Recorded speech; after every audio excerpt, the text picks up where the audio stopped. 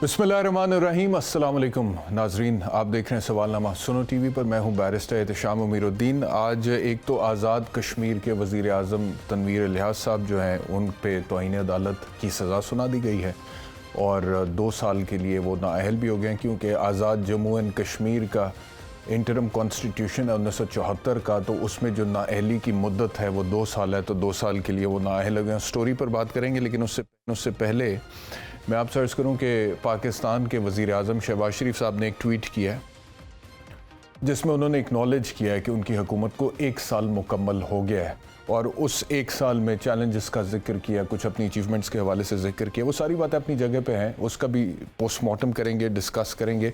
लेकिन राना सनाउल्लाह साहब ने एक स्टेटमेंट दिया जिसमें वो कह रहे हैं कि इमरान खान का अगर यही रवैया रहा तो इलेक्शंस फिर अक्टूबर में भी नहीं होंगे। ज़रा सुने क्या कह रहे हैं। तो जी, आपने सुना, उन्होंने कहा कि अगर इसने यही रवैया रखा तो हो सकता है कि 8 अक्टूबर को भी ना हो। अब मेरा सवाल यहाँ पर यह है कि राना सनाउल्लाह साहब का ये जो आर्गूमेंट है जिसमें वो कह रहे हैं कि इमरान खान ने मुतकब्बिराना कोई रवैया रखा, अदरवाइज़ 25 मई को हमने तो फैसला कर लिया हुआ था कि इलेक्शंस में जाएंगे, लेकिन इन्होंने लॉन्ग मार्च की कॉल दे दी और उसके बाद फिर हमने फैसला किया। तो मेरा सवाल ये है कि ये मुल्क जो है ये क्या सियासतदानों की अना की भींट चढ़ने के लिए रह गया है? इस मुल्क में बसने वाले 22 करोड़ अवाम जो हैं, क्या वो सियासतदानों की अना की भींट चढ़ने के लिए रह गए हैं? हमारे जितने भी हकूक़ हैं, हमारी जितनी भी बुनियादी ज़रूरियात ज़िंदगी हैं, वो हमें हासिल हो ना हो उससे कोई फ़र्क नहीं पड़ता। आपकी परफॉर्मेंस कैसी है उससे कोई फ़र्क नहीं पड़ता, गवर्नेंस कैसी है उससे कोई फ़र्क नहीं पड़ता, मुल्क में सियासी अदम इस्तेहकाम बढ़ रहा है उससे कोई फ़र्क नहीं पड़ता, मईशत जो है उसका कत्ल होता हुआ नजर आ रहा है उससे कोई फर्क नहीं पड़ता, कर्जे 12,000 अरब रुपए बढ़ गए हैं इस मईशत पे, उससे कोई फर्क नहीं पड़ता, डॉलर 288 290 को टच कर गया उससे कोई फर्क नहीं पड़ता, महंगाई की शरह 12% से 30% पे चली गई है उससे कोई फर्क नहीं पड़ता, बिजली की कीमत में 100 गुना इजाफा हो गया, मैं कल कह रहा था, उससे कोई फर्क नहीं पड़ता, आटा, चीनी, घी, गरीब आदमी को जिंदा रहने के लिए जो अशियाए जरूरियात जिंदगी चाहिए उसमें 100% कीमतों में इजाफा हो गया, उससे कोई फर्क नहीं पड़ता। बाहर आप सड़क पे निकले, गदागरों की लाइनों पे लाइनें लगी हुई हैं, उससे कोई फर्क नहीं पड़ता। इस मुल्क का बैनुल अक़वामी सतह पर क्या इमेज जा रहा है उससे कोई फर्क नहीं पड़ता। इमरान खान पर कातिलाना हमला हो जाए उससे कोई फर्क नहीं पड़ता, इंसानी हकूक की पामाली हो जाए उससे कोई फर्क नहीं पड़ता। फर्क पड़ता है तो सिर्फ इस चीज से कि इमरान खान ने मुतकब्बिराना अंदाज में बोला था कि हमें इलेक्शंस चाहिए। भाई, अगर उसने एक बंदे ने बोला था, आपको नहीं पसंद आया, आप उसके साथ जाती लेवल पे जो भी डील करना चाहते हैं आप करें। आप 22 करोड़ लोगों को या पंजाब को या केपीके के लोगों को जिन्होंने अपना राइट टू वोट एक्सरसाइज करना है, किस बात की सजा दे रहे? इसमें इमरान खान कहां से आ गया कि उसने इलेक्शंस ऐसे मांगे? भाई, ये इलेक्शंस तो पाकिस्तान के अवाम का हक है, उनका राइट है under the constitution, under the law. जमहूरियत है, उसमें इलेक्शन जो करवाना है वो जरूरी होता है आइन के मुताबिक, ताकि लोग अपनी मर्जी से अपनी हुकूमत का इंतखाब करें, उसको इलेक्ट करें। तो अगर आप लोग आपस में, आप लोगों की कोई क्लैश ऑफ ईगोज हो गया है तो उसकी सजा पाकिस्तान के अवाम को क्यों दे रहे हैं भाई? 22 करोड़ लोगों को क्यों दे रहे हैं भाई? आप अभी भी कह रहे हैं कि अगर इसने ये रवैया रखा तो हो सकता है अक्टूबर में भी इलेक्शंस ना करवाएं। What is the legal basis of this argument? किस बुनियाद पे आप अक्टूबर में भी ना कराएं? ये आइन, ये कानून जो है, इसकी कोई वक़्त है या नहीं है? इसका एक आइन है ना, कानून है ना, 1947 में बना था, आजादी मिली थी, इसने तो एक मिसाल बन के उभरना था। ये ऐसे तो नहीं चल सकता जैसे आप कह रहे हैं कि आपको इमरान खान का रवैया पसंद नहीं आया, या कल को इमरान खान को आपका रवैया पसंद ना आए तो वो कहें जी इलेक्शंस नहीं हो सकते। ये कैसे हो सकता है? ये तो नहीं हो सकता, ये तो कोई आर्ग्यूमेंट नहीं है। And imagine he is the federal minister for interior in this country, और वो बयान भी दे रहे हैं, वो चलाया भी जा रहा है, वो सुना भी जा रहा है, उसका कोई रद्द अमल नहीं है। क्या ये आइन तोड़ने के मुतरादिफ नहीं है? दूसरी तरफ जो आज़ाद कश्मीर के वज़ीर आज़म हैं, उन्होंने जो कुछ कहा उसके ऊपर उनको तौहीन अदालत की सज़ा भी सुना दी गई है। बहरहाल फवाद चौधरी क्या कह रहे हैं शहबाज शरीफ, ये भी ज़रा सुन लें। जिस तरीके से अब पाकिस्तान में अदालतों को ट्रीट किया जा रहा है, शहबाज शरीफ साहब को आज उन्होंने ट्वीट की कि बड़ा मुश्किल 1 साल था, ये एक इंतहाई 1 साल था। इस 1 साल में पाकिस्तान में आइन दफन हो गया। मैं शहबाज शरीफ से कहता हूँ, पाकिस्तान के बहरानों का वाहिद हल ये है कि आप फौरी इस्तीफ़ा दें और मुल्क में आम इंतखाबात की राह हमवार करें। आपका इस्तीफ़ा ही पाकिस्तान के बहरानों का हल है। आप वैसे ही चंद दिनों के मेहमान हैं, कोई ग्रेस शो करें, कुर्सी से ना चिमटे रहें, इस्तीफ़ा दें और आम इंतखाबात का ऐलान करें। जी, मेरे साथ जो पैनल है उनका तारुफ कराता हूँ। जहांगीर जदून साहब एडवोकेट जनरल इस्लामाबाद हैं, कर्नल रिटायर्ड हाशिम डोगर साहब पाकिस्तान तहरीक इंसाफ रहनुमा हैं, सायरा बानो साहिबा रुकन कौमी असम्बली रहनुमा GDA हैं। जदून साहब, सबसे पहले आपसे, क्योंकि कानूनी एक बात हुई है, इंटीरियर मिनिस्टर की तरफ से ये जो स्टेटमेंट आया है, एक वकील की हैसियत से, क्योंकि आप गवर्नमेंट को रिप्रेजेंट भी करते हैं इस्लामाबाद में, तो एक वकील की हैसियत से मुझे ये आर्गूमेंट ज़रा समझा दें कि जिसमें वो ये कह रहे हैं कि इमरान खान का अगर यही रवैया रहा तो फिर धौंस और धांधली से अगर इसने इलेक्शन मांगे तो फिर अक्टूबर में भी इलेक्शन हम नहीं होने देंगे, या हो सकता है ना हो। इसकी क्या लीगल बेसिस है? बिस्मिल्लाहिर्रहमानिर्रहीम। बहुत शुक्रिया तशाम साहब। ये मेरा ख्याल में पॉलिटिकल स्टेटमेंट है, लीगल स्टेटमेंट तो इसमें कोई नहीं लगती मुझे। ये तो देखना पॉलिटिकल स्टेटमेंट। अब फवाद चौधरी के सुने, ये पॉलिटिशियन जो है क्रॉस द बोर्ड लगाते रहते हैं इस तरह चौके छक्के, कभी इधर कभी उधर। अभी ये देखो उसने कहा जी कुर्सी से चिमटे रहो, ये करो वो करो। ये बातें पॉलिटिकल लोग करते हैं, पर इनका पॉलिटिकल जवाब भी आता है, सवाल भी करते हैं। तो जो कानूनी चीज़ें होती हैं उनका कानूनी तरीके से ही हल निकाला जाता है और कानूनी तरीके से ही वो सेटल डाउन होती हैं। तो कानूनी तरीके से अगर देखा जाए तो फिर इलेक्शंस अब तक तो हो जाने चाहिए थे, क्योंकि कानून तो आर्टिकल 224 पे ये कहता है कि 90 दिन में इलेक्शंस होने चाहिए। लेकिन जब आप कह रहे हैं कि पॉलिटिकल चीजें हैं, ठीक है, चले मैं मान लेता हूं आपकी बात कि पॉलिटिकल स्टेटमेंट है, but on the basis of that political statement elections actually deny किए जा रहे हैं ना सर, तो फिर इसका मतलब है कि कानून की खिलाफ वर्जी तो हो रही है on the basis of politics. मुझे अब थोड़ा सा बात करने दें। देखिए, इलेक्शन जो है वो इंटीरियर मिनिस्टर ने नहीं कराने। इलेक्शन जो काम है वो इलेक्शन कमीशन ऑफ पाकिस्तान का काम है, अंडर द कॉन्स्टिट्यूशन मैंडेट है, कॉन्स्टिट्यूशनल मैंडेट है इलेक्शन कमीशन ऑफ पाकिस्तान का। अगर किसी बेसिस पे इलेक्शन कमीशन इलेक्शन की जिम्मेदारी नहीं लेता, या जिस तरह आज उन्होंने जाके सुप्रीम कोर्ट में कोई रिपोर्ट मेरे हाथ में सबमिट करा दी है, तो it is between the election commission and now supreme court of Pakistan के इलेक्शन जो है वो वक्त पे होने चाहिए। इलेक्शन जो है उसकी जो इंटायर जो रिस्पॉन्सिबिलिटी है वो इलेक्शन कमीशन की है। और मेरे ख्याल में across the board political parties को इलेक्शन कमीशन को इंडिपेंडेंट करना चाहिए कि वो जो वसाइल हैं उसके अपने हों, बजाय से कि वो लुक आफ्टर करे, जी मुझे आज फाइनेंस चाहिए, मुझे आज सिक्योरिटी चाहिए। मेरा देखिए एक बुनियादी सवाल है, हर इलेक्शन में सिक्योरिटी क्यों चाहिए होती है? क्या हम फौज के बगैर इलेक्शन नहीं करा सकते? क्या वजह है कि हम हर स्टेशन पे कहते हैं एक फौज वाला बंदा खड़ा होगा तो इलेक्शन होंगे? तो इस मामले को पॉलिटिशियन को सॉल्व करना चाहिए अक्रॉस द बोर्ड बैठ के। या किसी मुल्क में आप मिसाल के तौर पर अगर फौज फारग नहीं है तो क्या इस मुल्क में फिर इलेक्शन नहीं होंगे? तो ये फौज के बगैर इलेक्शन होने चाहिए।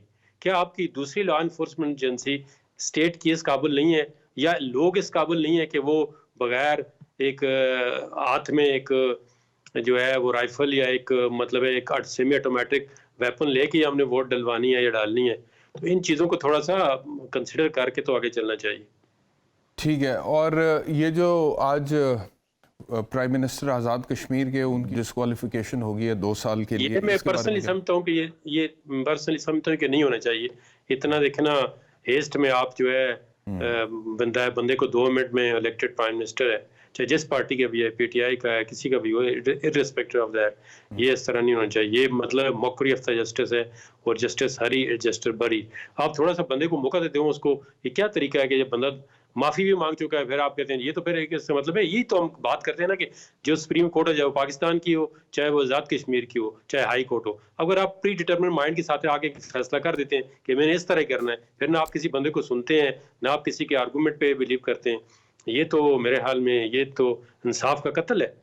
चलो इस बंदे ने बातें कर दी हैं, मैं उस बातों से एग्री नहीं करूंगा शायद, या वो चलो कोई एज ए प्राइम मिनिस्टर उसको भी सोच समझ के बात करनी चाहिए, लेकिन लेट से उसने कोई गलत कह दिया है तो अगर उसने माफी मांग ली है या उसको कोई ड्यू प्रोसेस है या आर्टिकल 10 है या फेयर ट्रायल है, तो इस तरह तो बड़ी ज्यादती है किसी बंदे के साथ कि वो 1 मिनट में प्राइम मिनिस्टर है, वो बाहर निकला है तो आप फारग हैं। ये बड़ी ये बड़ी अनफॉर्चुनेट है। सही है जी, बिल्कुल सही है। सायरा बानो साहिबा, ये फरमाइएगा कि आपका अपना एक मौक़िफ़ है, आपकी जो जीडी है उसका भी अपना एक मौक़िफ़ है। आप लोगों को इलेक्शंस नज़र आ रहे हैं इस साल पाकिस्तान में?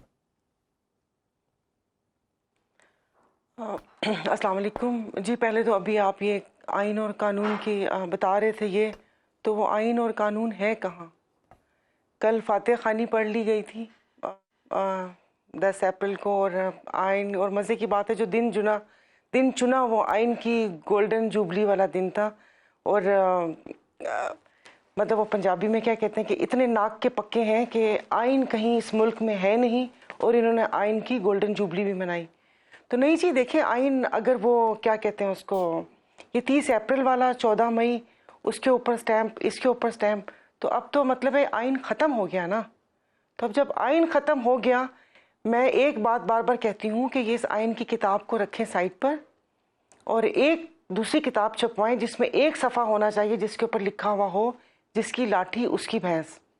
तो अब मामला जिसकी लाठी उसकी भैंस हो गई है, और उससे पहले प्रोग्राम के शुरू में आपने इतनी तफसील से वो जो कहते हैं ना मुफस्सल जो सूरत हाल है उसको लुब्बो-लबाब बता दिया, तो उसके बाद क्या कहना बनता है कि इनकी अना ही नहीं ख़त्म होती कि वो ना वफा के ना जफा के, ये सारे झगड़े अना के। वाह वाह, तो वाह। मेरा नहीं ख्याल कि नहीं वो अभी नहीं करवाए तो फिर 8 अक्टूबर तक का, ये तो देख रहे हैं ना कि किस तरीके से आवाम में जाने के काबिल हो जाए। ये 6 महीने बाद या 8 महीने बाद आवाम में जाने के काबिल हो जाएंगे? ये आवाम में जा नहीं सकते तो ये कितना लिंगर ऑन करेंगे? जो भी इन पार्टीज इनके साथ हैं वो कह रहे हैं कि शब खून मारा गया है इस आइन की उसके ऊपर। और कल जो आपने देखा, और फिर इन्होंने जज साहब भी आए और उनको पता भी नहीं था कि यहाँ पर सियासी तकरीरें होंगी। वो समझ रहे थे कि शायद वो कोई नात खानी या हम खानी होगी वहाँ पर, तो ये भी नहीं पता था। तो और जो आज हुआ है, नहीं होना चाहिए था आज़ाद कश्मीर में जो उनके प्राइम मिनिस्टर के साथ हुआ, तो फिर हमारे जज साहिबान इसी से सबक सीख लें। ये जो बड़के मार के, ये जो एक मूवी के दोबारा से रीमेक बन गया मौला जट, उससे बहुत सारे ये हमारे सियासतदान इंस्पायर हैं, और ये जो बड़के मारते हैं और ये करते हैं, मेरे ख्याल में कि यहाँ पर भी आर्टिकल 6 लग के, और जिसने इस किस्म की बात की है उनको भी फिर घर ही भेज देना चाहिए। ठीक है, इलेक्शन नहीं, मैंने ये पिछले साल भी कहा था, इलेक्शन ये नहीं करेंगे। देखिए इनका तो हदफ ही नहीं हासिल हुआ। ये कोई अवाम के लिए, आपके लिए या मेरे लिए थोड़ी आए थे, ये पाकिस्तान बचाने थोड़ी आए थे, ये तो अपने आप को बचाने के लिए आए थे। यहाँ पर जितने भी कानून पास हुए, क्या कोई एक अवाम के हक में है? ये सब, अब मैं कहती हूँ ना कि मुश्ताक यूसुफी साहब कहते हैं कि इन हालात में अगर कोई अपने ब्लड प्रेशर और गाली पर काबू रखे तो या तो वो वलीउल्लाह है या हालात का जिम्मेदार।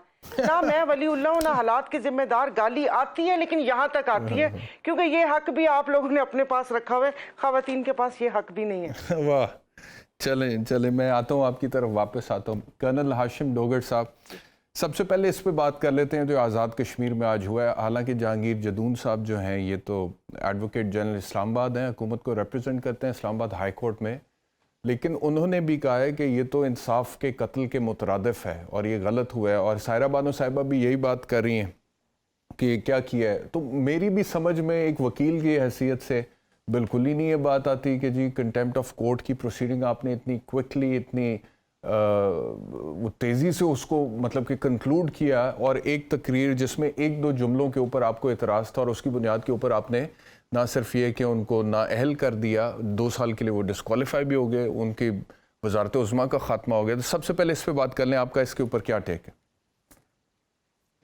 बिस्मिल्लाहिर्रहमानिर्रहीम, बहुत शुक्रिया एहतिशाम। देखें, आज़ाद कश्मीर के जो हालात हैं वो मैं ज़रा शायद बाकी कुछ काफ़ी लोगों से बेहतर समझ सकता हूँ, मैंने वहाँ पे सर्व किया हुआ है जी। वहाँ पे मारूजी हालात बहुत मुख्तलिफ हैं और वहाँ पे चीज़ें जो हैं वो कंट्रोल बहुत डिफरेंट तरीके से होती हैं। देखें, ये मैं तो समझता हूँ कि ये भी एक पीटीआई के लिए एक उनको ये दिखाने के लिए कि कुछ भी हो सकता है इस मुल्क के अंदर, तो उसका जो निशाना है वो बेचारे हमारे वज़ीर आज़म आज़ाद कश्मीर बन गए। और जब खुद जहांगीर जदून साहब जो कि वर्दी एडवोकेट जनरल हैं इस्लामाबाद से, तो वो भी ये फरमा रहे हैं, तो उसके बाद मेरे तो कुछ कहने की इतनी बात नहीं रहेगी।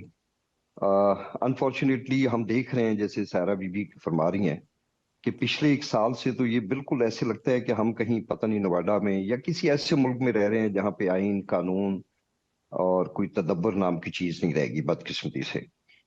और अब तो ऐसे लग रहा है कि ये एक ग्रुप है लोगों का जो वर्सेस एक पूरी आवाम है। तो मैं वैसे आपको अर्ज कर दूं कि माजी में तो कभी इस तरह के ग्रुप्स को कामयाबी नहीं मिली, क्योंकि ये बहुत कम है नंबर में, और अल्टीमेटली आवाम ही प्रिवेल करती है, वो बर्दाश्त भी करती है, उसमें कभी टाइम भी लग जाता है, कभी थोड़ा टाइम ज्यादा लग जाता है। आप यूएस हिस्ट्री देख लें, यूरोपियन हिस्ट्री देख लें, कोई भी दुनिया का मुल्क ऐसा नहीं है जहां पे आवाम ने प्रिवेल ना किया हो। तो ये बड़ा बदकिस्मती से हुआ है। मैं समझता हूँ कि शायद अभी भी इसमें जगह गुंजाइश मौजूद है, और ये जो फैसला आज हुआ है वजीर आजम आज़ाद कश्मीर के खिलाफ, मैं समझता हूँ ये रिवर्ट हो जाएगा होपफुली, और things will come to normal.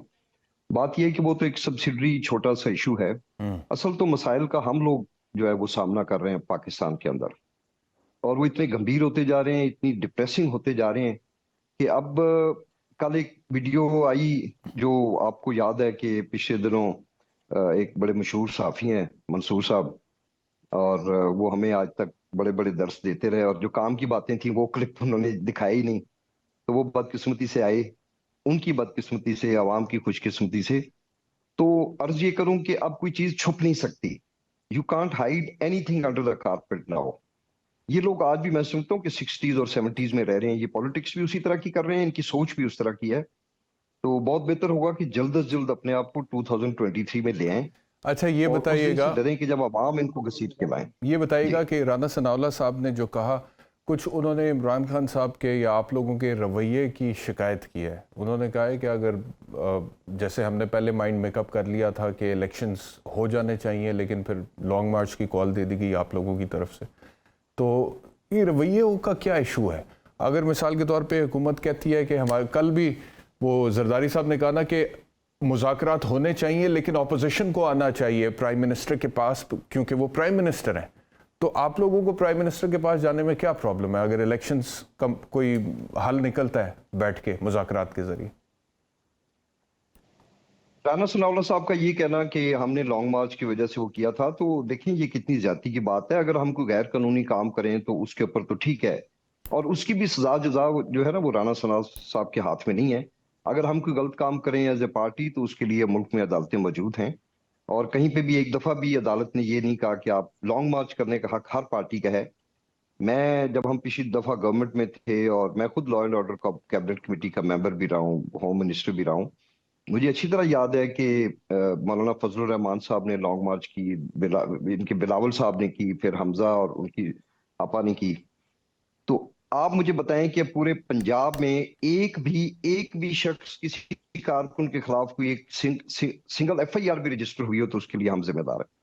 और आपके सामने है कि किस तरह 25 मई से लेके आज तक एक साल में, जिसको ये खुद मैं समझता हूं कि जो एक इंतहाई मासूम लोगों का एक ग्रुप था जिसको आप पीटीआई कहते थे, और ये हमें बर्गर और पता नहीं क्या क्या नाम देते थे, इन्होंने उन लोगों को जो है ना वो आहिस्ता आहिस्ता इतना वो कर दिया है इमोशनली चार्ज कि अब वो खुद बर्गरों से ये भागते फिर रहे हैं।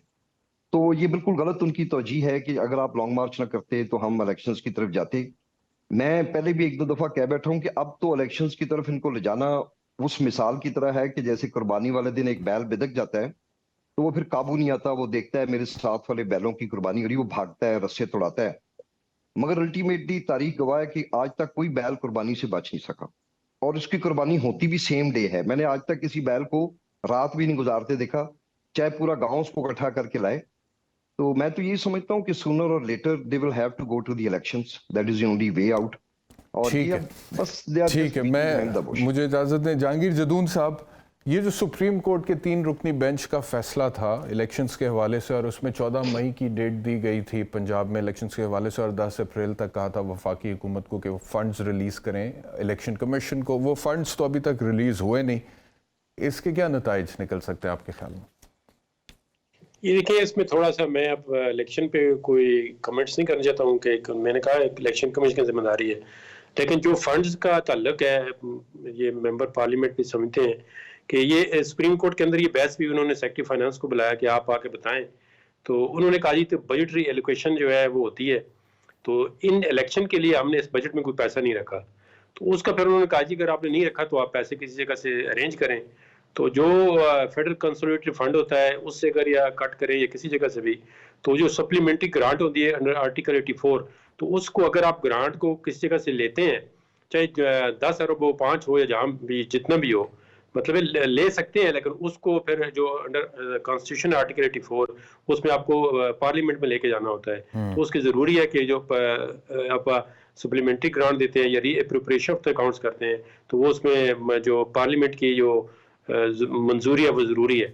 तो इसमें कैबिनेट ने अप्रूव कर दिए पैसे। अब कैबिनेट ने आगे क्यों दिया है पार्लियामेंट को, पार्लियामेंट ने हाल में कोई कमेटी बना दी है, कमेटी अब थर्सडे को इस पर कंसिडर करेगी। तो ये लेकिन सवाल तो ये है ना कि सुप्रीम कोर्ट की डेडलाइन क्रॉस हो गई। सुप्रीम कोर्ट ने 10 अप्रैल तक कहा था कि फंड्स रिलीज कर दे वफाकी हुकूमत। सुप्रीम कोर्ट इस तरह ही कहती है जिस तरह आज आजाद कश्मीर वालों ने कह दिया है, प्राइम मिनिस्टर अंदर आया तो प्राइम मिनिस्टर था, बाहर गया तो उन्होंने कहा जी आप फारग हैं। सुप्रीम कोर्ट भी अब उन्हें नहीं पता 21 अरब रुपए कहाँ से देंगे वो, और ये चीज़ें डिस्कस भी हुई हैं, उन्होंने ऑर्डर में रिप्रोड्यूस ही नहीं की हैं कि जी इन अकाउंट्स कहाँ से आएगा पैसा 21 अरब। चलो थोड़ा ये बहुत इस पे गवर्नमेंट के लिए हो सकता है, अगर उनके पास है तो थोड़ा पैसा हो, 5% हो या 1% हो किसी ग्रांट का, लेकिन एक आप देखें ना, गवर्नमेंट से 5 रुपए लेने हो तरीके से कानून से, तो कितना मुश्किल है। ये जो तो आपने कहा, ये जो आपने एनालॉजी ड्रॉ की है आज़ाद कश्मीर की, हाई कोर्ट की और सुप्रीम कोर्ट के इस 3 रुकनी बेंच के दोनों के फैसलों की, आप समझते हैं कि जो उन्होंने वहाँ किया उसी तरह का फैसला इन्होंने यहाँ पे किया सुप्रीम कोर्ट? नहीं, देखे ना, एक बंदा आगे सुप्रीम कोर्ट के अंदर अपने आर्गूमेंट दे रहा है कि जी हमारे पास इस बजट में एलोकेशन नहीं है, तो उन्होंने फिर ये कहा, ये तो नहीं, इन्होंने पता है सुप्रीम कोर्ट वालों ने क्या कहा कि जी हमारी तनख्वाहों से काट ले। अब ये देखो कुतुक बनती है तनख्वाह से, 21 अरब रुपया तनख्वाहें हैं आपकी, 21 अरब रुपया सुप्रीम कोर्ट वालों की, या उससे कोई कटौती हो सकती है? मतलब नहीं था, उन्हें भी ये पता है। सुप्रीम कोर्ट के तो टोटल जजेस की स्ट्रेंथ 17 है, इस वक्त 15 काम कर रहे हैं मेरे ख्याल में, तो उन्हें भी पता है कि उनकी तनख्वाहों से 21 अरब तो नहीं निकलेंगे। उन्होंने तो वैसे एक सेक्रीफाइस के तौर पे कहा था कि हम भी कुर्बानी देने के लिए तैयार हैं, आप हमारी तनख्वाहों पे भी कट लगा लें। ये मतलब था उनका, वैसे तो ना करें जो अंदर जो 50,000 केस पेंडिंग है ना, गरीब लोगों का 21 साल हो गए, वो कुर्बानी दें कि उनको डिसाइड करें। जो 50,000 केस पेंडिंग है सुप्रीम कोर्ट के अंदर, एक गरीब बंदा अल्लाह देता जो आता है डेरा इस्माइल खान से, रहीम यार खान से, तो वो गरीब उसके पास कराया भी नहीं होता सुप्रीम कोर्ट पहुंचना। लेकिन अगर वहां पे बैकलॉग है जहांगीर जदून साहब, और यहाँ पर मैं आपके साथ हूँ, अदालतों को बैकलॉग को क्लियर करना चाहिए, चाहे वो सुप्रीम कोर्ट है, चाहे वो हाई कोर्ट है, चाहे वो सबऑर्डिनेट कोर्ट्स हैं। लेकिन बैकलॉग का होना इस चीज की जस्टिफिकेशन तो नहीं हो सकता कि जी इलेक्शंस भी नहीं होने चाहिए। अगर सुप्रीम कोर्ट बैकलॉग है तो इलेक्शन कमीशन भी इलेक्शंस ना कराए, ये तो नहीं। मैं ये नहीं कह रहा इलेक्शन कमीशन ना कराए, सुप्रीम कोर्ट बैकलॉग खत्म ना करे, मैं उनके फैसलों में बात कर रहा हूँ। अब देखें ना, देखो फैसला वो हो जो रीजनेबल हो, उसको पब्लिक एक्सेप्ट करे। अगर वो ये कह दें कि इसकी रीअप्रोप्रिएशन कराएं किसी अकाउंट से और पार्लियामेंट के ले, तो प्रोसीजर तो कॉन्स्टिट्यूशन के पता है ना, जो सुप्रीम कोर्ट के अंदर जज बैठे हुए माशाल्लाह सारे 62, 63, 64, 65 के करीब हैं, तो उनको पता होता है कि जब रीअप्रोप्रिएशन होती है वो बजट रीलोकेशन, अब वो कहते हैं जी इस जून में बजट में पैसे रखेंगे इलेक्शन के लिए। तो अगर इस जो बजट में पैसे रखते हैं इलेक्शन के लिए, तो डेफिनेटली मेरे ख्याल में इलेक्शन अक्टूबर में हो जाएंगे। यानी कि आप ये कह रहे हैं कि सुप्रीम कोर्ट का फैसला दुरुस्त नहीं है? नहीं, keeping in view the circumstances. तो अब आप देखें ना, पहले मैंने आपको सिक्योरिटी वाला इशू बताया कि हम क्यों फौज की नहीं अभी खर्चे पे रहे, सिक्योरिटी को छोड़ दें चले। आप कह रहे हैं कि क्योंकि पैसे नहीं है तो सुप्रीम कोर्ट का फैसला गलत है, 14 मई की डेट नहीं देनी चाहिए थी सुप्रीम कोर्ट को, ये कह रहे हैं? 14 मई को इलेक्शन हो नहीं सकते। मैं बता रहा हूँ ना, 14 मई किस तरह इलेक्शन होगा? आप कैसे बता रहे हैं? आप तो इलेक्शन कमीशन में नहीं है ना, आप तो एडवोकेट जनरल इस्लामाबाद हैं, तो नहीं मैं आपको आप कैसे बता रहा हूँ, उसकी लीगैलिटी बता रहा हूँ, उसकी मतलब है जो उसके लीगल प्रोसेस इन्वॉल्व है वो मैं बता रहा हूँ on the basis of legal, जो कॉन्स्टिट्यूशन आपको कहता है। अगर तो ये जून के अंदर इनका बजट होता कि जी इलेक्शन हमने पंजाब के उस वक्त पता होता जी असेंबली डिसॉल्व होंगी या नहीं होंगी, या उन्होंने वैसे कोई 20-25 अरब रुपए या 30 अरब रुपए रखा होता कि जी कोई कितना बड़ा मसला है रियासत पाकिस्तान के लिए, सायरा बानो साहिबा, कितना बड़ा मसला है 21 अरब रुपए इलेक्शंस के लिए प्रोवाइड करना। देखिए बस ये सारी गुफ्तगू सुन के खून ही खोल रहा है। ये जितने भी बैठे हुए, एक बात तो 1 साल में पता चल गई कि कोई इदारा काम नहीं करता। ये बात तो वो कहते हैं ना कि एक कहते हैं कि काम चंगे कर गया सब नू नंगा कर गया, तो वो ये हमें 1 साल में पता चल गया है कि कोई इदारा ऊपर से लेकर नीचे तक कोई काम नहीं करता। मतलब ये लोगों ने हमें बेवकूफ़ समझा हुआ है। ये सब चोरों मुफाद परस्तों का टोला, सबके सब, इसमें आप A to Z सबको ले लें, बेवकूफ समझा हुआ है इन लोगों ने। सबको किसको ले लें? सबको तो ना कहे ना, मारते हैं कि वो असेंबली तोड़ो, सबको तो ना कहे, तोड़ेंगे, सबको तो ना कहे ना, सबको नहीं, सब भी क्या मतलब क्या सुकुम वो करके आ गए, अवाम का मजाक बनाए। अभी कह रहे हैं कि पब्लिक ये फैसला कबूल नहीं करेगी। पब्लिक को इस काबिल छोड़ा है? मुल्क डिफॉल्ट करे ना करे, पब्लिक डिफॉल्ट कर चुकी है। आज इन्होंने गरीब अमीर का फर्क मिटा दिया है। वो उनको अपनी रोटी से फुर्सत नहीं है, आटे की लाइनों में मरने के लिए छोड़ दिए। और लोग बैठ के ये सोचेंगे कि सुप्रीम कोर्ट का ये लार्जर बेंच बना नहीं बना, पैसे हैं नहीं है। वो गंदी सिंध की गंदुम 1 करोड़ जो बोरियां, उसको खपाने के लिए यहाँ पर गरीबों को गंदा आटा देने के लिए पैसे हैं, लैपटॉप देने के लिए हैं। इनके 1 अरब जो अपने दौरों पर लगा है वो वहां पर लगाने के लिए हैं। फौज जो SAPM की फौज भर्ती हुई है, उनकी मरात, उनकी जो गाड़ियां आ रही हैं, जो उनका पेट्रोल है, उनके लिए पैसे हैं। आप मतलब कोई भी यहां पर बैठ के किसी को बेवकूफ नहीं बना सकता। अब आंखें खुल चुकी हैं और झूठ बोल रहे हैं ये। जिस वक्त अगर जनवरी में असेंबली डिसॉल्व हुई तो ये सब सोए हुए थे, ये सब सत्तू पी के सोए हुए थे कि इनको नहीं पता था कि ये 90 दिन के अंदर इलेक्शन होना है। इन लोगों ने मजाक समझ रखा है। इन लोगों ने ये समझा हुआ कि ये 22 करोड़ कीड़े मकोड़े फ्री का आटा दे देंगे, फ्री की चीजें दे देंगे, अपना मुंह बंद रखेंगे और इलेक्शन में पकड़ के, अपने खसूसन सिंध की बात कर रही हूँ, गरीबों को 5-5, 10-10 हज़ार रुपए देकर ये वोट खरीद लेंगे। कोई खुदा का खौफ करें जो मुख्तदर हल्के बैठे हुए पाकिस्तान के करतर धरता बन के। और पाकिस्तान उनका भी नहीं है, पाकिस्तान मेरा है, पाकिस्तान आपका है, पाकिस्तान 22 करोड़ अवाम का, ये हमारी जानों की कुर्बानी हुई है। ये जो सो कॉल्ड सब बैठे हुए ये जो खानदान, इनकी कोई कुर्बानी है?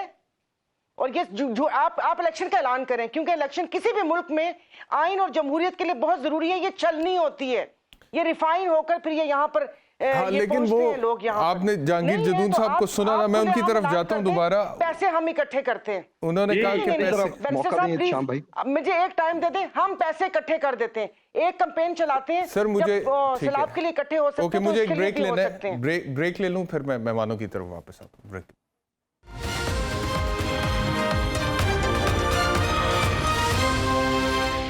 Welcome back to Sawalnama. Hashim Dogar साहब कुछ कहना चाह रहे थे। हाशिम डोगर साहब फरमाइए। जदून साहब ने कहा कि फंड्स का इशू है इलेक्शंस के हवाले से, इसलिए सुप्रीम कोर्ट के 14 मई वाली डेट पर अमल दरामद मुमकिन नहीं है। जी फरमाइए, आप क्या कहना चाह रहे थे? इतना अफसोस हुआ वर्दी एडवोकेट जनरल इस्लामाबाद के मुंह से ये सुनते हुए कि हम एक ऐसे मुल्क में रह रहे हैं जिसमें 21 अरब रुपया भी आज हमारे खजाने में नहीं है।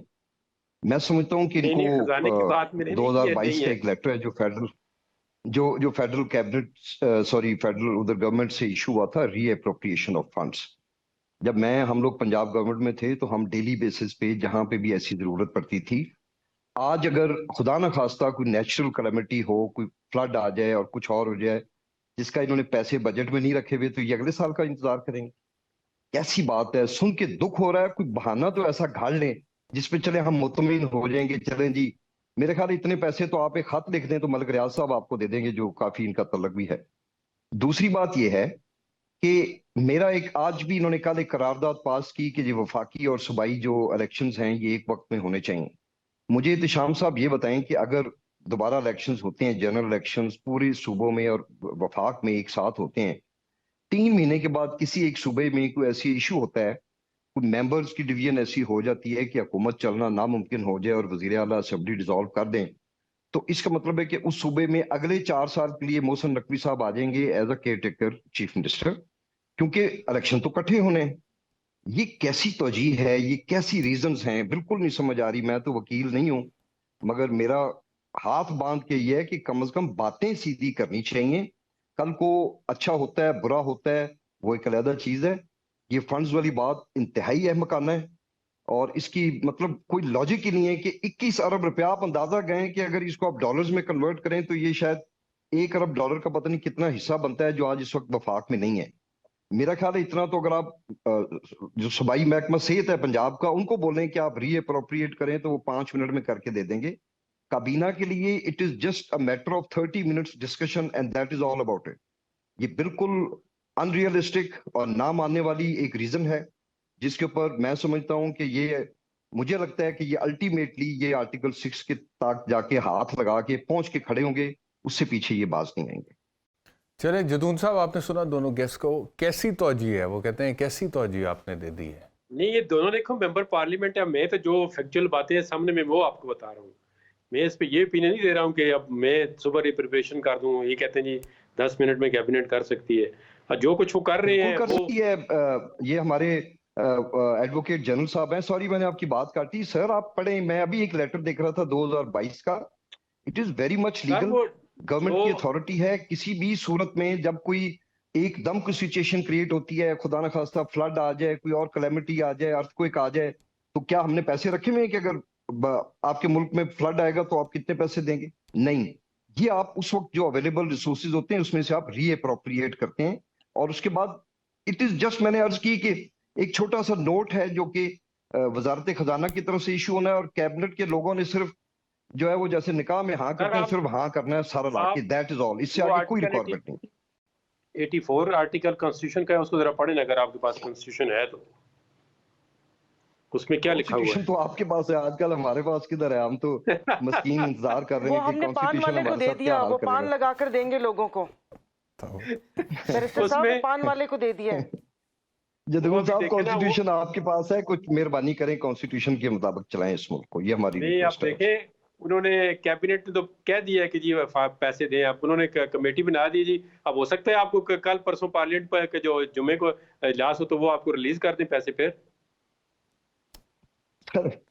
बस छोड़ तो दिया आप पे जी आपने मुल्क। नहीं, आप कह रहे हैं ना जदून साहब, आप ये यानी कि फिर आप पहले तो ये कह रहे थे ना कि फंड्स बहुत बड़ा इशू है और इस तरह से फंड्स एकदम से रिलीज नहीं हो सकते। आपने कहा ना पहले, तो अब आप कह रहे हैं कि हो सकता है कि वो 2 दिन में कर दें, यानी कि अब आप उससे बैक ऑफ कर गए अपने पहले आर्ग्यूमेंट से। नहीं, आप नॉट बैक। मैंने कहा जो प्रोसीजर है वो आर्टिकल 84 में लिखा हुआ है कि आप किसी को, जिस तरह उन्होंने कहा रीअप्रोप्रिएशन, तो रीअप्रोप्रिएशन जो अपना कंसोलिडेटेड फंड होता है उसके लिए एक प्रोविजन है आर्टिकल की। कल को अगर कोई उसको वायलेट करता है, अभी देखा ना, ये कह रहे हैं आर्टिकल 6 लगा दो।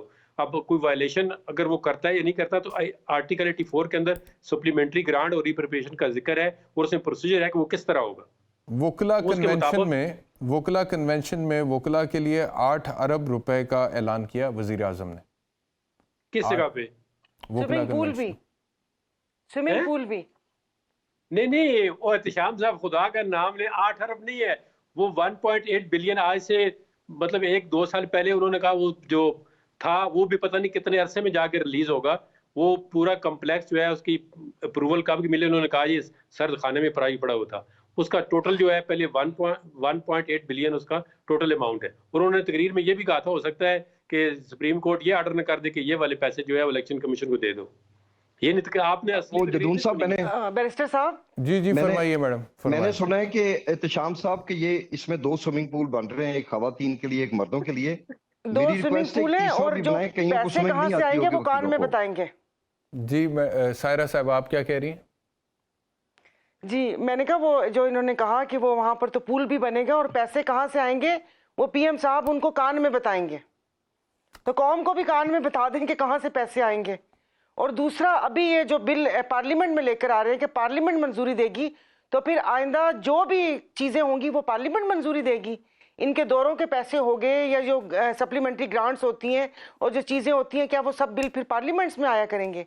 अगर पीएम हाउस का कोई खर्चा है, इनके दौरों का खर्चा है, किसी भी डिपार्टमेंट को चाहिए, तो क्या वो पार्लियामेंट से आएगा?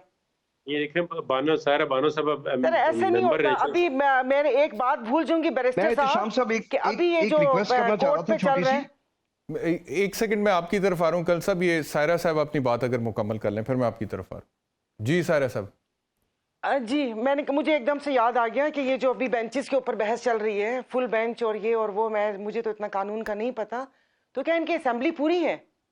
असेंबली तो जिस तरह बिल पास किए तो अपने ड्राइंग रूम में पास करवा लेते, इसलिए कि अपोजिशन तो है नहीं, और आजकल ये राजा रियाज को भी नहीं पहचानते, तो असेंबली में चीजें आई क्यों? वहां पर अपोज करने वाला मैं एक अकेली हूँ, अपोज करने वाली है 2 3 लोग साथ हैं। 22 ने तो इनके हक में मतलब वो किया कि, तो ये तो फिर पार्लियामेंट का नाम क्यों? ये तो ये पार्लियामेंट में फिर ये छींटे पार्लियामेंट पे और अदलिया पे किस लिए? काबीना का फैसला है, यानी कि ये पूरी पार्लियामेंट को उड़ाना चाहते हैं। सही है। कल साहब आप मुझे एक ब्रेक लेनी है, आप क्विकली कमेंट कोई करना चाह रहे थे कल साहब? हाँ जी, मैं एक बिल्कुल मुख्तसर सी बात करना चाह रहा था। देखें, पहली तो बात है कि मैं सायरा बीबी को बहुत अप्रिशिएट करता हूँ, आई कीप फॉलोइंग हर, और जिस तरह ये एक खातून है और single handedly she is dealing with the entire opposition, तो मैं रियली हैट्स ऑफ और एडमायर करते हैं इनकी ये जो वहां पे सारी बातचीत करते हैं। दूसरी बात यह है, मुझे थोड़ा सा अजीब सा लग रहा है क्योंकि जंगीर जदून साहब इंतहाई काबिल इज्जत, is the advocate general of Islamabad. I wish के चूंकि ये इनसे हमें लॉ के मुतालिक बातें, आज जो हम सारी डिस्कशन कर रहे हैं, तो कोई हमारे साथ कोई कैबिनेट मेंबर होते वफाक से, तो उनसे फिर हम रीअप्रोप्रिएशन की बातें करते या हम कुछ सियासी बातें करते। बहुत सी सारी चीजें हैं जो मैं कम से कम मैं नहीं समझता कि जदून साहब उसके रिस्पॉन्सिबल हैं, और इनको जरूर वैसे कैबिनेट से ये पूछना चाहिए कि how to reappropriate the funds, and that is matter of, कोई पार्लियामेंट में जाने की जरूरत नहीं है। ठीक है जी, ना ये मुझे एक ब्रेक लेना है, ब्रेक के बाद वापस आते हैं तो फिर ये डिस्कशन करते हैं, बाद वापस आते हैं तो फिर ये बात करते हैं कि अब आगे होगा क्या। फंड्स तो इशू नहीं हुए, जो भी जदून साहब का आर्गुमेंट है वो अपने, बाकी दो मेहमान अपनी बात कर रहे हैं, लेकिन अब आगे सुप्रीम कोर्ट में क्या होगा। पीटीआई जाएगी सुप्रीम कोर्ट में, जाएगी तो कब जाएगी? After the break.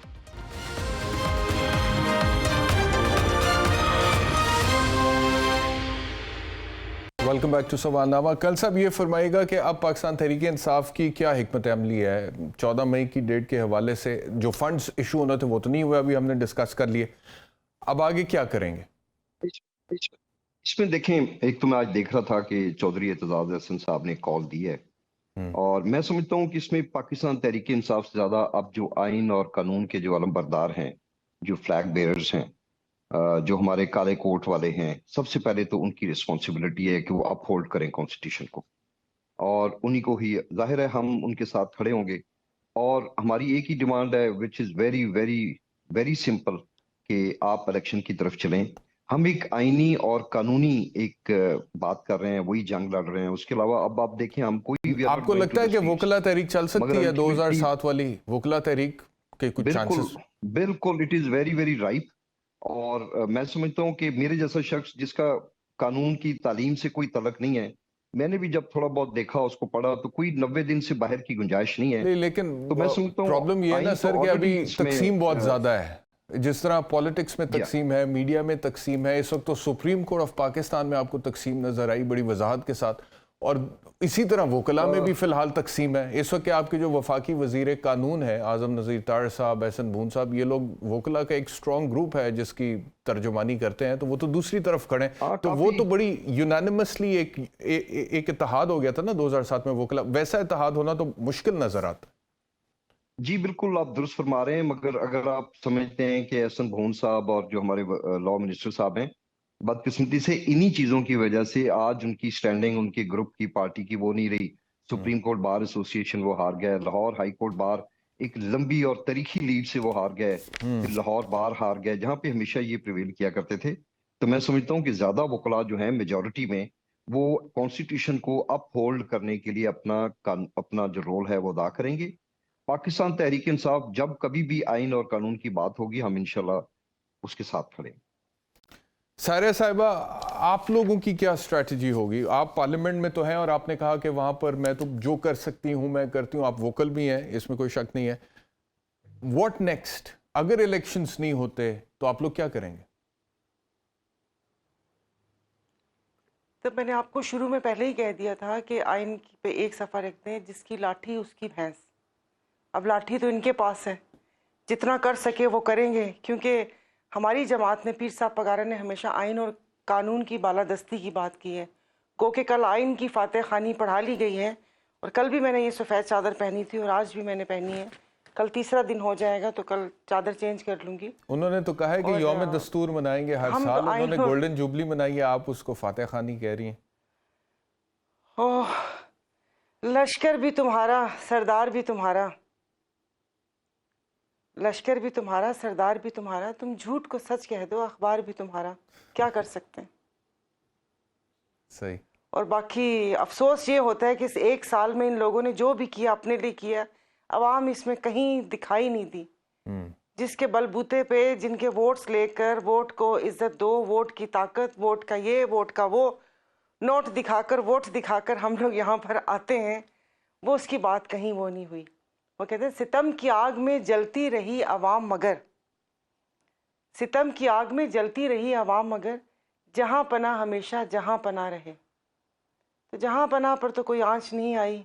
बाकी अल्लाह खैर करे इस मुल्क का, इस 22 करोड़ की आवाम का, कि इनका क्या कसूर था जो यहाँ पैदा हो गए हम। और अफसोस की बात यह है कि अब तो लगता है कि जो कुर्बानियाँ दी हैं, और मतलब इस बात को घुमाइएगा नहीं कि अब उस आज़ादी के बारे में सोचना शुरू हो गए कि गोरों की गुलामी बेहतर थी, कम से कम चीज़ें तो सही होती। तो बस मुश्ताक गनी साहब ने ऐसा क्या ही क्या है। है, मुश्ताक गनी साहब का एक सवाल है मेरे पास, वो मैं आपको सुनवाता हूँ। क्या क्या उन्होंने? मैं ये समझता हूँ कि ये बदनीयत लोग हैं, ये इलेक्शन करवाने में बिल्कुल भी मुखलस नज़र नहीं आते। ये कंटेम्प्ट की तरफ भी जा रहे हैं, ये आर्टिकल 6 की तरफ भी जा रहे हैं, ये अपने आप को ख़राब कर रहे हैं। और तहरीक इंसाफ ने ये फैसला किया हुआ है कि जल्द ही हम इंशाअल्लाह इस वज़ीर आज़म और इनकी कैबिनेट के ख़िलाफ़ इंशाअल्लाह रेफरेंस दायर करेंगे नाअहली का। तो जदून साहब वो तो कह रहे हैं कि हम वज़ीर आज़म और उसकी काबीना के ख़िलाफ़ जल्द रेफरेंस दाखिल करेंगे और आर्टिकल 6 की खिलाफ वर्जी हो रही है, तो पीटीआई तो ये स्टैंड ले रही है। आप कुछ कहना भी जा रहे थे मेरे ख्याल में, सायरा बानो साहिबा? नहीं, अब ये सायरा बानो को मैंने कहा बड़ा अप्रिशिएट कर रहा हूँ, बड़ी अच्छी बातें करती है। अब मसाइल तो जो बयान कर रही है वो आई हैं, अब तो सोल्यूशन की तरफ जाना चाहिए। और सोल्यूशन क्या है इसमें कुछ, क्योंकि मेंबर पार्लियामेंट का ज़्यादा रोल होता है। तो ये जो आपने गनी साहब कह रहे हैं ना, गनी साहब जो है, देखें आप पहले सुप्रीम कोर्ट में आए, सुप्रीम कोर्ट ने कहा आप चले जाएं हाई कोर्ट में। अब वो यही तो सारा डिबेट है कि ये हाई कोर्ट का मामला था, सुप्रीम कोर्ट ने क्यों टेकअप कर लिया। ये देखे ना, वो 4 जजों की जो जजमेंट थी उसको अब फॉलो कर रही है सुप्रीम कोर्ट। अब इनको कह दी आप हाई कोर्ट पेशावर चले जाए। तो वो गरीब पहले सुप्रीम कोर्ट आए, उन्होंने यही कहा था ना यार यहाँ पे केस नहीं बनता, आप जाके अपनी जो हाई कोर्ट के अंदर पिटीशन पढ़ेंगे वो फॉलो करे। वो फॉलो होती है, अब तक उसका CPL आया था सुप्रीम कोर्ट के अंदर। यही तो खिचड़ी बनी हुई है कि अब देखें पंजाब और है, KPK और है, दोनों सूबे में अंदर 4 दिन का फर्क है, समझे डिजाल्व हुई है। एक को कहा 14 में इलेक्शन करें, दूसरे सूबे को कहा जी आप जाके दोबारा उधर केस। इन सारी बातों का ये मतलब तो नहीं है कि इलेक्शंस आती। गैर मुइना मुद्दत के लिए मुलतवी हो जाएं जदून साहब। इन सारी बातों का ये मतलब तो नहीं है। जितने भी गुंजल आप गिनवा दें, जितने भी गुंजल गिनवा दें, इलेक्शन तो होना चाहिए ना। इलेक्शन होना है, इलेक्शन होगा। इलेक्शन देखें, इलेक्शन से छुटकारा नहीं हासिल हो सकता, इलेक्शन ही एक हल है, एक डायलॉग। आप ये देखें ना, आप ये दोनों आप PTI वाले कितना कह रहे हैं कि हम भी डायलॉग करना चाहते हैं। ये हो सकता है मिल के बैठें, कोई वे फॉरवर्ड निकल ही आए। वो आज देखें ना, बाज़ बात एक दफ़ा देखते हैं आप पार्टी एक के साथ इत्तेहाद होता है, बाज़ बात अगले इलेक्शन में 2 पार्टियों का अलग इत्तेहाद होता है। हो सकता है कोई डायलॉग हो जाए, राउंड टेबल पे बैठ जाएं पार्टियां और डिसाइड कर लें। अगर पार्टियां डिसाइड करें तो फिर मेरे ख्याल में, मुझे तो ये समझ नहीं आती कि जब चीफ जस्टिस ने कहा जी आप बाहर जाके डिसाइड करके आए, 2 महीने आगे जो है 2 महीने पीछे हो जाए, तो फिर वो हमारा आइन किधर गया है। आज कोई जिस तरह मर्जी है, पोलिटिकल पार्टियों की मर्जी है कि इलेक्शन 2 महीने के बाद कराएं, 8 महीने के बाद कराएं। ये तो एक पोलिटिकल क्वेश्चन नजर आता है ज्यादातर। तो पॉलिटिकल क्वेश्चन जो है फिर पॉलिटिकल पार्टियां आपस में बैठ के रिजॉल्व करें। चले, वक्त खत्म हो गया सर, आई एम सॉरी कल साहब, वक्त खत्म हो गया। आपका शुक्रिया जदून साहब, आपका शुक्रिया सायरा बानो साहब, आप लोगों का शुक्रिया प्रोग्राम देखने के लिए। इंशाल्लाह दोबारा मुलाकात होगी। अपना ख्याल रखिए, अल्लाह हाफ़िज़।